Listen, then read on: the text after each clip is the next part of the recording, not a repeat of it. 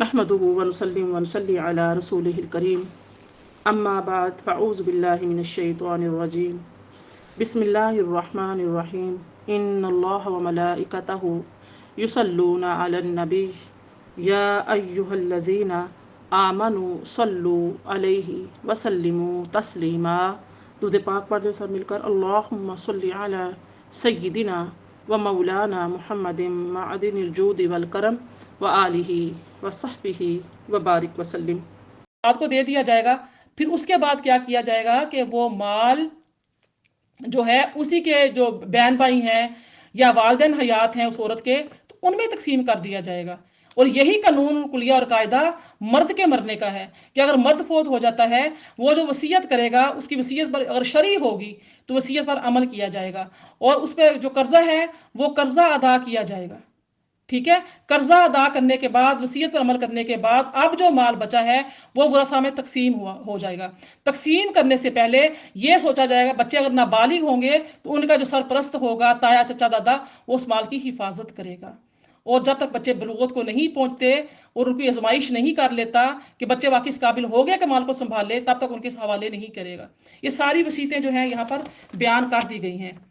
پھر فرمایا گیا ہے کہ اگر مرنے والی نے اولاد چھوڑی ہو ایک ہو یا دو ہوں یا اس سے زائدہ ہوں لڑکا ہو یا لڑکی ہو اس شوہر سے ہو جس کو چھوڑ کر وفات پائی ہے یا اس سے پہلے کسی اور شوہر سے ہو.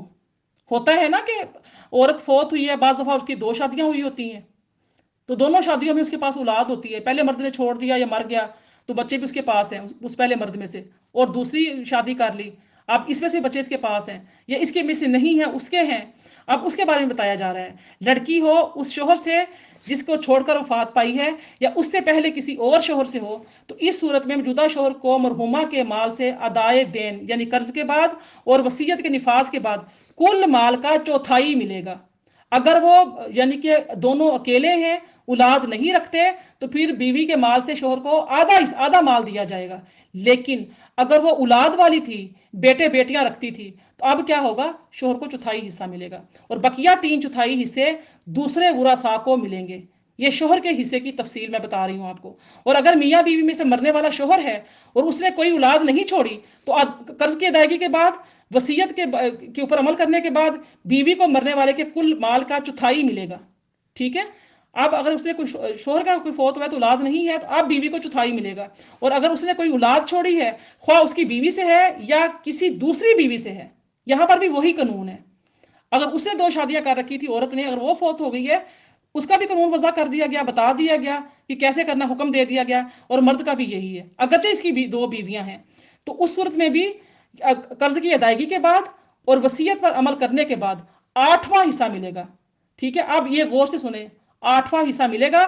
اگر بیوی ایک سے زائد ہے تو بھی اس کی تفصیل یہی ہے کہ ایک بیوی کے حصے میں جتنی میراث آئے گی وہ ان سب بیویوں میں تقسیم کی جائے گی. 8واں حصہ سب بیویوں میں تقسیم ہوگا. یہ نہیں ہوگا کہ 8واں حصہ اس بیوی کا 8واں حصہ اس بیوی کا پتہ لگے مرد کی 2-3 بیویاں تھیں مرد کی ساری وراثت جو ہے نا بیویوں میں ہی چلی گئی. ایسا نہیں ہے. شریعت بہت انصاف کے ساتھ اللہ پاک نے بہت انصاف کے ساتھ فرمایا میں علیم ہوں میں حکیم ہوں مجھے پتا ہے کیا حکمتیں ہیں میں علم رکھتا ہوں اس چیز کا مجھے کیسے تمہیں یہ حکم کرنا ہے. تو اس لیے بیویاں 2 ہیں یا 3 ہیں یا بیوی 1 ہے. بیوی اولاد کے بغیر ہے تو 4تھا حصہ. بیوی اولاد کے ساتھ ہے تو بیوی کو 8واں حصہ. بیوی 1 سے 2 ہے 3 ہے تو وہ جو 8واں حصہ نکلتا ہے نا وہ ان تینوں میں یا 2 میں تقسیم کر دیا جائے گا. یعنی ہر عورت کو چوتھائی اور 8واں حصہ نہیں ملے گا. ٹھیک ہے. چوتھائی حصہ ملے گا 4 اس کو 4 حصے اس کے 4 حصے اس کے ایسا ہوگا. بلکہ سب بیویاں چوتھائی اور 8ویں حصے میں شریک ہوں گی. اگر چوتھائی سے مراد کیا ہے کہ اگر بے اولاد ہے کیونکہ چونکہ اس کو 4تھا حصہ مل رہا ہے تو وہ بے اولاد تھی اب دوسری شادی کی اس میں بھی اولاد پیدا نہیں ہوئی یا پہلی بیوی مر گئی تھی وہ بے اولاد تھی دوسری کی اس میں بیوی اولاد ہی پیدا نہیں ہوئی. اب دونوں بیویاں تھیں دونوں بے اولاد تھیں تو چونکہ ان کو مرد کے مرنے کے بعد چوتھائی حصہ ملنا ہے تو اب چوتھائی جو ہے وہ چوتھائی ہی تقسیم ہوگا 2 بیویوں میں یا 3 بیویوں میں یا 4 بیویوں میں. اور اس طریقے سے 8 جو ہے یعنی کہ 8واں جو حصہ ہے اولاد والیاں ہیں دونوں بیویاں ہیں. اب دونوں میں 8واں حصہ جو تقسیم ہونا ہے وہ 8 حصے جو ہیں وہ اس کی تقسیم کر دیے جائیں گے 4 حصہ 1 کو 4 حصہ 1 کو. یہ بتایا جا رہا ہے. بلکہ سب بیویاں چوتھائی اور 8ویں حصے میں شریک ہوں گی اور ان دونوں حالتوں میں شوہر بیوی کو ملنے کے بعد جو کچھ ترکہ باقی بچے گا وہ ان کے دوسرے ورثاء میں تقسیم کر دیا جائے گا. बार बार जो हिस्से मुकर्रर कर दिए अल्लाह ताला की ज़ात ने, लड़की का 1, लड़के के 2, बीवी का 8वां, बीवी बे औलाद है तो चौथा, बीवी एक से ज्यादा है तो चौथा हिस्सा सब में तकसीम किया जाएगा, बीवियां 2 हैं तो तब भी, और बीवियां औलाद वाली है 2 है 3 है तो 8वां हिस्सा, 8वां ही तकसीम होगा तीनों में। और बाकी जो माल बच गया है वो मर्द के वरसा और उनके वालिदैन जिंदा हैं उनको दिया जाएगा। और अगर वालिदैन जिंदा नहीं है, मर्द के भाई जिंदा था, मर्द की बहनें जिंदा हैं, तो बाकी माल उनको दिया जाएगा। अगर बहन भाई भी मर गए हैं, उनकी औलादें जिंदा हैं, तो उनकी औलादों में जाएगा। अल्लाह ने जो हिस्से मुकर्रर किए हैं वो हिस्से बांट कर अब जो माल बचेगा, ये नहीं अब्बा जी ने इतनी प्रॉपर्टियां बना ली, बच्चे 2 हैं या बच्चा 1 है, वो सारी पे कब्जा कर लिया, बस जी ठीक है। अब वो क्या, बच्चा तायशात में उड़ा रहा है, बाप जी दुनिया से चला गया, माल बड़ा बना के छोड़ गया था, अब क्या जी बच्चा शराबे पी रहा है, यहाँ गिरा पड़ा है, वहां गिरा पड़ा है, तायशात में उड़ा रहा है, 4 लड़कियां बगल में इधर हैं, 4 उधर हैं, और रात को क्लबों में जा रहा है, पता नहीं क्या कुछ करता फिर रहा है, गुलछड़े उड़ा रहा है, फराटे भरता फिर रहा है, गाड़ियां लेके आधी रात मोटरसाइकिलों पे, गाड़ियों पे कीमती से कीमती। नहीं नहीं नहीं नहीं, बिल्कुल भी नहीं। अल्लाह ताला की जात ने पूरी हदूद मुकर्रर की हैं, इसलिए फरमाया इत्तकुल्लाह, क्यों पहले से डरा दिया, डर जाओ, मैं जो बयान मैं बताने जा रहा हूं, जो मैं हकूक बता रहा हूं, जो मैं कवानीन बना रहा हूं, इसके कवानीन की हिफाजत करनी है। यूसीकुमुल्लाह, अल्लाह तुम्हारी वसीयत में वसीयत कर रहा है, व इन काना रजुलुन यूरसु कलालतन अव इम्रअतुन वलहु अखुन औ उख्तुन फलिकुल्लि वाहिदिन मिनहुम अस्सुदुस। अब कलाला का बयान आ रहा है। कलाला वो होती है जिसके वालिदैन नहीं होते, आगा पीछा होता ही नहीं है। इन कानू अक्सर मिन ज़ालिका फहुम शुरका फी सुलूसी। किसने फिर अपना माइक खोल दिया, माशाल्लाह, समीना दानिश, समीना दानिश साहबा बच्चे को पढ़ा रही हो, बैठी। बिस्मिल्लाहिर्रहमानिर्रहीम। व इन काना रजुलुन यूरसु कलालतन अव इम्रअतुन वलहु अखुन औ उख्तुन फलिकुल्लि वाहिदिन मिनहुम अस्सुदुस फ़इन कानू अक्सर मिन ज़ालिका फ़हुम शुरकाउ फ़ी सुलुस मिन बादि वसियतिन यूसा बिहा औ दैन गैर मुदारिन वसियत मिनल्लाह वल्लाहु अलीमुन हलीम। और अगर वो मर्द के जिसकी मेरास है बाप बेटा कुछ नहीं रखता, या औरत ऐसी है और उस मैयत का एक भाई है या एक बहन है, तो दोनों में से हर एक का छठा हिस्सा है, और अगर ज्यादा हो तो उससे तो सब शरीक हैं। 1/3 बाद वसीयत के जो हो चुकी है, या कर्ज के जब औरों का नुकसान ना किया हो। यह हुक्म है अल्लाह का, और अल्लाह सब कुछ जानने वाला, तहम्मुल करने वाला, यानी कि अल्लाह ताला बुर्दबार है, जिसके फैसले इल्म और हिकमत पर मबनी होते हैं। वो इंतकाम लेने पर कादिर है, लेकिन वो अपनी नाफरमानी पर फौरन इंतकाम नहीं लेता। तो यहाँ पर क्या है, कलाला का बारे में बताया जा रहा है। हासिल कलाम यह कि अगर कोई शख्स मर्द या औरत वफात पा जाए और उसका ना बाप हो, ना दादा हो, और ना औलाद हो। अब दादा से मुराद क्या है, दादा दादा परदादा, उससे ऊपर उससे ऊपर उससे ऊपर, ठीक है, उसे कहा जाता है कलाला। और उसने एक भाई या बहन मां शरीक छोड़े हों, तो उनमें से अगर भाई है तो उसका छठा हिस्सा मिलेगा, भाई को छठा हिस्सा मिलेगा उस मर्द के माल में से। और अगर नहीं है तो बहन को छठा हिस्सा मिल जाएगा। और अगर एक से ज्यादा हो, मसलन एक भाई है एक बहन हो, या 2 भाई या 2 बहनें हो, तो सब मरने वालों के कुल माल के तिहाई हिस्सा, यानी कि आधे हिस्से में वो शरीक होंगे। वालिदैन तो नहीं थे, ना उनके ऊपर दादा दादा थे, कुछ भी नहीं था। आप भाई या बहन वाला है तो वो उनके बारे में किया जा रहा है। और ये बहन भाई कौन से हैं, जो मां शरीक होते हैं, और इसमें मुज़क्कर और मुअन्नस से दोहरा नहीं मिलेगा। अब यहाँ पर जो है इस बार बार इसमें जो कर्जे की अदायगी आ रही है, तो इसमें भी वसीयत और कर्जा अदा करने के बाद की ही है। और इसमें हदीस मुबारक एक आती है कि आप हजरात यानी कुरान पाक की आयत तिलावत करते थे, तो ठहर जरा, हाँ, अगर ये वसीयत ना हो तो तजहीज़ तकफीन के बाद बचा हुआ कुल माल वारसों में तकसीम किया जाएगा। अगर यानी कि कोई मरने वाले ने वसीयत नहीं की, उसके बारे में बात हो रही है कि वारिस जो है उसके हक में वसीयत करना बातिल है। अगर किसी ने अपने लड़की, शोहर या बीवी के लिए या किसी और ऐसे शख्स के लिए वसीयत की जिसको मिरास में हिस्सा मिलने वाला है, तो इस वसीयत का कुछ एतबार नहीं है। वारसों को सिर्फ मिरास का हिस्सा मिलेगा, इससे ज्यादा के वो मुस्तहिक नहीं होते। नबी करीम सल्लल्लाहु अलैहि वसल्लम ने इरशाद फरमाया है, आपने खुतबतुल हज्जतुल वदा में फरमाया था, इन्नल्लाह कद आता कुल्ल ज़ी हक्किन हक्का फला वसीयती लिवारिसिन। ये हदीस मुबारका है, मशकात शरीफ की, अबू दाऊद की ये हदीस मुबारका है कि नबी के ने फरमाया कि अल्लाह ताला ने हर हकदार को उसका हक दे दिया है, बस किसी वारिस के हक में कोई वसीयत मोतबर नहीं। जब भी मैं और आप कुछ वसीयत करने का इरादा करें तो हम वसीयत अपनी औलाद के लिए नहीं कर सकते कि मेरे बेटी को दे देना, मेरे बेटे को ये दे देना, मैं मर रही हूं, ये मैं मर रहा हूं, बिल्कुल भी नहीं।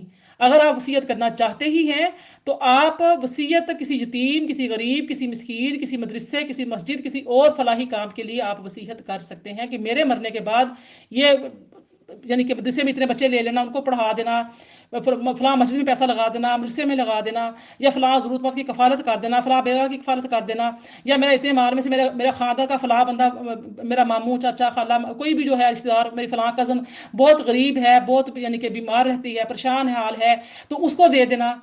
यानी कि आपकी नज़र बच्चों पर नहीं वसीयत करते हुए होनी चाहिए, आपकी वसीयत करते हुए जो नजर है वो गैर वारिस पर होनी चाहिए, जो गैर वारिस होते हैं। कलाला की मिरास का खात्मे पर यह बताने के बाद यह मिरास वसीयत और देन के बाद नाफिज हुई है। गैर मुदार फरमाया, यह कैद अगरचे सिर्फ इस जगह मज़कूर है, लेकिन इससे पहले जो दो जगह वसीयत और देन का जिक्र किया गया है, यानी कि वसीयत का और कर्ज की अदायगी का, तो वहां पर भी मोतबर और मामूल यह है कि इसका मरने वाले के लिए वसीयत या कर्ज के जरिए वारसों को नुकसान पहुंचाना जायज नहीं। वसीयत करने या अपने ऊपर कर्ज का फर्जी इकरार करने में वारसों को महरूम करना, इरादा होना और इस पर इरादे पर अमल करना सख्त ममनू और कबीरा गुनाह है। ये नहीं होना कि वसीयत करके अपने इरादों में से अगर कर गया है तो उस वसीयत के जरिए से आप जो अल्लाह ताला के हिस्से मुकर्रर किए हैं उसको आप नुकसान नहीं पहुंचा सकते। फरमाया अल्लाह ताला की जात ने, तिल का हुदूदुल्लाह, ये अल्लाह ताला की हदूद हैं। जब हम भी कोई ऐसा कोई कानून की खिलाफ वर्जी करते हैं तो सरजश होती है ना, पकड़ होती है, जुर्माने होते हैं, हम डरते हैं। तो यहाँ पे अल्लाह ने फरमाया ये तमाम हदूद जो मैंने पीछे सारा बयान किया, विरासत के मसाइल हैं, बेटे के, बेटी के, कलाला के, माँ बाप के, बहन भाइयों के, रिश्तेदारों के, मस्किनों के, गरीबों के, यतीमों के, जो भी हैं और विरासत के चल रहे हैं, तो वहां पे तिल का हुदूदुल्लाह, ये हदें जो हैं बांधी हुई अल्लाह की हैं।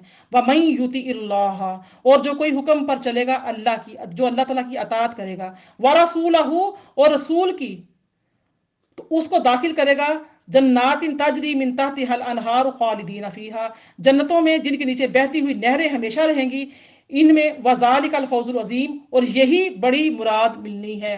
अब इनाम बताया जा रहा है, इनाम याद दिलाया जा रहा है कि अगर तुम इन मेरे जो हदूद हैं इनका ख्याल रखोगे, जो मैं वसीयत कर रहा हूं इस पर अमल करोगे, जिससे तुम डराया जा रहा है तुम उससे डरोगे, हकदारों के हकूक उनको जैसे मैंने मुकर्रर किए हैं वैसे दे दोगे, तुम्हें क्या इनाम मिलेगा? वो इनाम ये होगा कि यानी कि अल्लाह ताला की ज़ात उनको जन्नत में दाखिल फरमाएगी। जन्नत कौन सी? जिनके नीचे नहरें बह रही हैं और हमेशा हम उसमें रहेंगे। सबसे बड़ी बेहतरीन फरमाया गया ये मुराद है फौजुन अजीम, कामयाबी, अजीम कामयाबी है। फिर जो नाफरमानी करेगा अल्लाह और उसके रसूल की, तो वो क्या इनकी हदों से निकल जाएगा, तो अल्लाह ताला क्या करेगा? उसको आग में हमेशा रखेगा। ना हमारी नमाजें कबूल, ना हमारी इबादतें कबूल, ना हमारे रोजे कबूल, ना हमारे हज, ना ज़कातें, ना कुछ और। क्यों? वारसों का माल जो था वो समेट के बैठे हुए हैं, कोई परवाह नहीं है। हम ख्वातीन को ज्यादा होता है, हम ख्वातीन कहती है हमारा घर टूट जाएगा, घरों में दीवारें हो जाएंगी, तकसीम कर दिया, मोहल्ले वाले क्या कहेंगे, रिश्तेदार क्या कहेंगे, बाप मरता गया तो फौरन औलाद लहदा लहदा हो गई, नहीं नहीं नहीं नहीं नहीं, बहुएं बेटे हाथ से निकल जाएंगे, खुद मुख्तार हो जाएंगे, ये सारी पता नहीं क्या क्या चीजें सोचते। मोहल्ले वाले की आगे ना ना ना ना औलाद की ना तकसीम करना, ना ना ना, देखो ये अच्छी बात नहीं करोगी ना अभी से तो ये चीज सही नहीं होगी, तुम्हें घर से बाहर निकाल देंगे। भी औलाद की तरबियत ही ऐसी की है कि तुम्हें वो घर से निकाल देंगे, तुम माँ हो, तुम क्या हो, या बाप को ही निकाल देंगे। क्यों ऐसा कर देंगे भाई? बच्चों को अगर अहकाम शरीयत सिखाए होंगे, पढ़ाया होगा, तरबियत की होगी, उनको अदब एहतराम सिखाया होगा, तो क्यों तुमको बाहर निकाल के फेंकेंगे? किस चीज का डर खौफ है? नहीं घर की शेप खराब हो जाएगी, घर कर दिया प्लाट बांट दिए दे दिए बच्चों को, तो बच्चे घर से निकल जाएंगे, अलग अलग घर बना लेंगे, रिश्तेदारों में इज्जत नहीं रहेगी, नाक कट जाएगा। ये सारी बातें जो है ना हमने खुद से घड़ ली हुई हैं। और क्या होता है कि विरासतों के जो वारिस होता है दुनिया से चला जाता है, और उनके जो वली होते हैं वो क्या करते हैं, दबा के बैठे रहते हैं, दबा के बैठे हुए हैं, जी नहीं हम नहीं देना। तो अगरचे मेराज की तकसीम नस्बी करावत पर रखी गई है, लेकिन इसमें बाज़ चीज़ें मुस्तस्ना हैं। अव्वल ये कि मौरूस और वारिस दो मुख्तलिफ दीन वाले ना हों। अब यहाँ पर वो बताया जा रहा है कि यानी कि जो गैर मुस्लिम, मैंने बताया था ना कि मुसलमान जो है वो गैर मुस्लिम उसका वारिस नहीं होता। ला यारिसुल मुस्लिमुल काफिरा वला काफिरुल मुस्लिम, यानी मुसलमान मुसलमान का काफिर और काफिर मुसलमान का वारिस नहीं होता। वल्लाती यातीन अल फाहिशता मिन निसाइकुम फस्तशहिदू अलैहिन्ना अरबतम मिनकुम फ़इन शाहिदू फअमसिकूहुन्ना फिल बुयूति हत्ता यतवफ़ाहुन्ना अल मौत औ यजअलल्लाहु लहुन्ना सबीला वल्लज़ानी यातियानिहा मिनकुम फ़अज़ूहुमा फ़इन ताबा फ़अस्लहा फ़अरिदू अन्हुमा इन्नल्लाहा काना तव्वाबर रहीमा। अब इसमें फरमाया गया कि जिन औरतों ने ऐसी हरकत सरजद हो जाए, जो इसके लिए सबूत के लिए चार गवाह लाएं। यहाँ पे जो फहशा औरतें हैं, बेहयाई के जो काम करती हैं, जिना का जो इर्तिकाब करती हैं, नौज़ुबिल्लाहि मिन ज़ालिक, उनके बारे में फरमाया गया कि जो कोई बदकारी करे तुम्हारी औरतों में से, तो गवाह लाओ उन पर चार मर्द अपनों में से, फिर अगर वो गवाही दें तो बंद रखो उन औरतों को घरों में, यहाँ तक कि उठा ले उनको मौत या मुकर्रर कर दे अल्लाह उनके लिए कोई राह। और जो दो मर्द करें तुम में ही से वो बदकारी, तो उनको इज़ार दो, फिर अगर वो दोनों तौबा करें तो अपनी इस्लाह कर लें। यहाँ पर जो औरतें ख़वातीन नाउज़ुबिल्लाहि मिन ज़ालिक करती हैं ऐसी चीज़ें, यानी कि जिना का इर्तिकाब कर लेती हैं, तो उन पर चार गवाह मर्द जो हैं चार लाने के लिए कहा गया है, क्योंकि ये दो लोगों ने इर्तिकाब किया है ना। तो एक औरत के लिए दो, औरत की तरफ से दो गवाह आए, और जो दूसरे दो मर्द एक उस मर्द की तरफ से आए, दोनों ने इस जिना का इर्तिकाब किया है, तो दोनों की तरफ से दो दो मर्द हों, तो इसलिए चार मर्दों की यहाँ पर गवाही रखी गई है।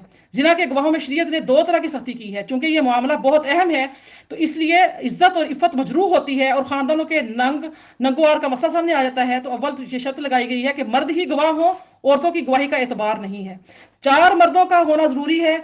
यानी कि जाहिर है कि यह शर्त बहुत सख्त है, जिसका वजूद यानी कि बहुत मुश्किल होता है, बहुत ज्यादा है कि कोई चार लोग किसी को ऐसी हालत में देखें।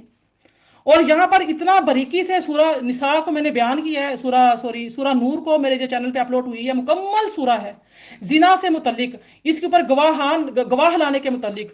अगर आप ये मुकम्मल डिटेल के साथ यानी कि ये मामला जानना चाहते हैं, तो आप मेरे चैनल पे जाकर भी सुन सकते हैं। कहोगे तो मैं आपको लिंक सेंड कर दूंगी, डिटेल के साथ मैंने इसको बहुत खोल खोल की चीजें बयान की हैं। मुझे नहीं पता अब यहाँ पर बच्चियां अनमैरिड बैठी हैं कितनी, कौन कैसी किसी तरह की हैं, तो मैं बहुत बारीकी के मसाइल यहाँ पर मैं बयान करने से यानी कि थोड़ी सी घबरा रही हूँ। आपको मेरे लहजे में भी लग रहा होगा, थोड़ी घबराहट लग रही होगी। तो यहाँ पर ये क्या है कि यानी कि ऐसी हालत कि बिल्कुल बरहना और बिल्कुल जैसे सुरमा और सुरमेदानी में सिलाई होती है, इस हालत में ये चार लोग गवाही दें तो मोतबर है, तब सजा जो है वो लागू होती है।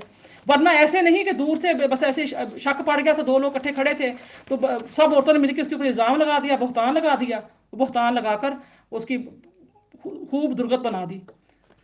ऐसा नहीं है। हजरत इब्ने अब्बास रज़ी अल्लाह अन्हु फरमाते हैं कि रसूल सल्लल्लाहु अलैहि वसल्लम ने फरमाया कि इस मर्द की तरफ रहमत की निगाह से नहीं देखते जो मर्द या औरत के साथ गैर फितरी फेल करे।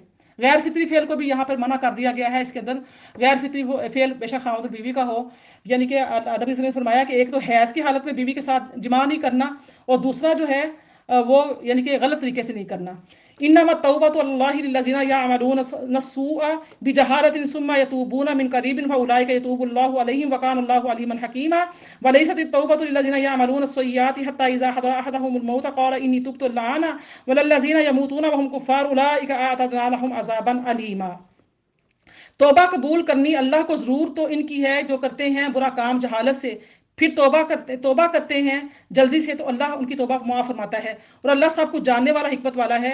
और ऐसों की तौबा नहीं जो किए जाते हैं बुरे काम, यहाँ तक कि जब सामने आ जाए मौत उनके तो फिर वो तौबा करते हैं। अब उन्हें यानी कि अल्लाह ताला की ज़ात कहती है कि जो तौबा करने का यहाँ पे तरीका बताया जा रहा है कि अगर कोई बुरे काम से बाज आ जाता है किसी किस्म का भी, जैसे अभी हम जो भी मसाइल सुन रहे हैं, देख रहे हैं, कर रहे हैं, अगर हमने कोई ज्यादती की हुई है किसी के साथ, ऐसी किसी का हक दबा के रखा हुआ है, अभी तक तस्लीम नहीं करने दिया जा रहा, नहीं कर रहे हमारे, मुझे नहीं पता इस पर किस किस तबके की खवातीन है, تو شوہر فوت ہو جاتے ہیں اور مائیں کافی کافی سال تک زندہ رہتی ہیں تو وہ بچوں کے حقوق نہیں دیتی، بیٹے کو دے دیتی ہیں، بیٹے بھی جو ہے محروم کر دیتے ہیں ہر چیز سے.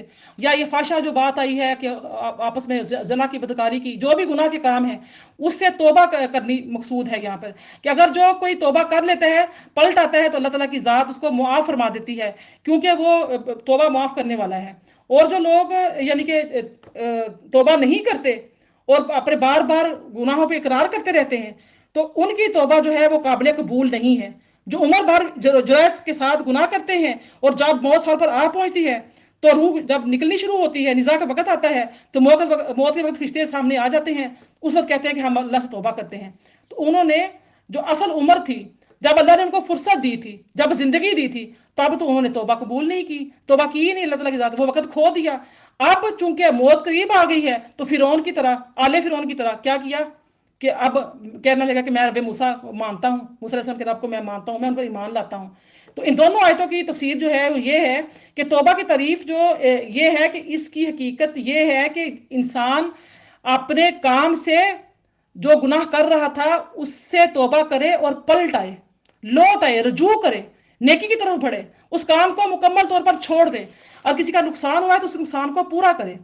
یہ توبہ جو ہوتی ہے توبہ النصوح کہلاتی ہے، جس کے 3 رکن ہوتے ہیں. ایک یہ کہ اپنے کیے پر ندامت اور شرمساری ہو، انما التوبۃ الندم، یعنی توبہ نام ہی ندامت کا ہے. دوسرا یہ ہے کہ جس گناہ کا ارتکاب کیا ہو اس کو فوراً چھوڑ دے اور آئندہ کو بھی اس سے باز جانے کا پختہ عزم کرے. تیسرا یہ ہے کہ تلافی مافات کی فکر کرے، یعنی جو گناہ سے زد ہوا ہے اس کا جتنا ازالہ کر سکتا ہے اتنا اس کا ازالہ کرے. مثلا نمازیں ہیں، روزے ہیں، زکاتیں ہیں، حج ہیں، جو بھی ہے ان کی ادائیگی کرے. کسی کا دل دکھایا تھا، کسی کو نقصان پہنچایا تھا مالی طور پہ، جانی طور پہ، کسی کا بھی جو بھی ہے اس کا وہ ازالہ کرے. نمازیں بڑے نمازوں کی اپنی ادائیگی کرے. اس کے بعد اگر کسی کا حق ذمہ ہے تو اس حق کو ادا کرے. یا ایھا الذین آمنوا لا یحل لکم ان ترثوا النساء کرہا ولا تعضلوهن لتذهبوا ببعض ما آتیتموهن الا ان یاتین بفاحشۃ مبینہ وعاشروهن بالمعروف فان کریہتموهن فعسى ان تکرهوا شیئا ویجعل اللہ فیہ خیرا کثیرا وان اردتم استبدال زوج مکان زوج وآتیتم احداهن قنطارا فلا تأخذوا منها شیئا اتأخذونه بهتانا واثما مبینا وکیف تأخذونه وقد افضى بعضکم الى بعض واخذنا منکم میثاقا غلیظا. اے ایمان والو، حلال نہیں تم کو کہ میراث میں لے لو عورتوں کو زبردستی، اور نہ روکے رکھو ان کو اس واسطے کہ لو ان سے کچھ اپنا دیا ہوا، مگر یہ کہ وہ بے حیائی صریح اور گزردان کرو ان عورتوں کے ساتھ اچھی طرح. پھر اگر وہ تم کو نہ بھائیں تو شاید تم کو پسند نہ آئے. ایک چیز اور اللہ سے نے رکھی ہے اور اس میں بہت خوبی ہے. یہاں پر زبردستی نکاح کرنے سے، کسی کو جبرن نکاح کرنا، زبردستی کسی کو نکاح میں لے لینا، کڈنیپ کر لینا، اٹھا لینا، مجبور کرنا، پریشان کرنا، بلیک میل کرنا کر کے کسی عورت سے نکاح کر لینا، اس عورتوں کے بارے میں یہاں پہ بتا دیا جا رہا ہے کہ زبردستی کسی کے ساتھ نکاح نہیں کرنا. اور یہ باقی یہ ہے کہ ایک ظلم یہ ہے کہ جو مال عورت کو کہیں سے وراثت ملا یا اس کے میکے والوں کی طرف سے بطور تحفہ ہدیہ ملا تو بیچاری عورت اس سب سے محروم کر دی جاتی ہے. اس سے نکاح اس لیے کیا جاتا ہے کہ بے تعلق رہتی ہے، سب مال سسرال کے مرد جو ہیں وہ ہضم کر لیتے ہیں. دوسرا ظلم ان عورتوں کے ساتھ یہ ہوتا ہے کہ اگر عورت نے اپنے حصے کے مال پر کہیں قبضہ کر لیا تو مرد اس کے نکاح کو کرنے سے اس لیے روکتے ہیں کہ یہ اپنا مال باہر نہ لے جا سکے، بلکہ یہیں مر جائے اور مال چھوڑ جائے تو ہمارے قبضے میں آ جائے. تیسرا ظلم یہاں پر یہ ہوتا ہے کہ کہیں کہیں یہ بھی ہوتا ہے کہ بعض اوقات بیوی کا کوئی قصور نہ ہونے کے باوجود بھی محض طبی طور پر وہ شوہر کو ناپسند ہوتی ہے تو شوہر اس کے حقوق کو زوجیت ادا نہیں کرتا، مگر طلاق دے کر اس کی جو ہے نا خلاصی بھی نہیں کرتا. تو اس لیے کہا گیا ہے کہ یہ تنگ آ کر زیور اور جو مہر ہے اس کو دے چکا ہے تو واپس کر دے. اور یعنی کہ صرف اس لیے سب عورت کو تنگ کر رہا ہوتا ہے، پریشان کر رہا ہوتا ہے، یعنی کہ اس کو دبا کے رکھا ہوا ہوتا ہے، پسند نہیں ہوتی، کسی وجہ سے بھی آپس میں بنتی نہیں ہے، تو وہ کیا کرتا ہے کہ عورت کو نہ تو رخصت کرتا ہے کسی وجہ سے اس کو اس کا حق مہر دینا پڑے گا، جو پوری زندگی نہیں دیا اب دینا پڑے گا، یا پھر اس کو اس لیے روکے رکھتا ہے کہ اس کے پاس جو جائیداد ہے، پراپرٹی ہے جو مجھے ملی ہوئی ہے اس کے ذریعے سے وہ مجھ سے چھین جائے گی.